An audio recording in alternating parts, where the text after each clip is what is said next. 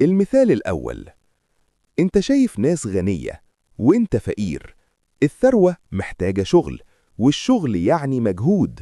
دور عقلك الباطن هو إنه يريحك ويحميك، فيريحك بإنه يخليك تتكاسل وما تشتغلش.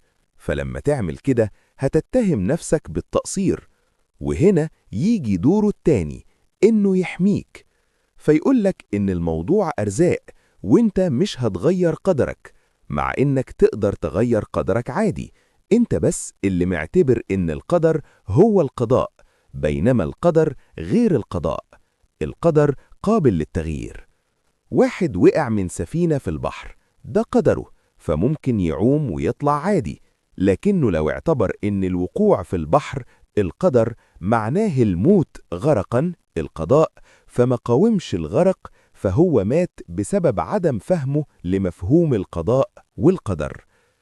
يحميك تاني بإنه يقولك إن الأغنياء حرامية، فأنت لأنك شريف فمش هتبقى غني،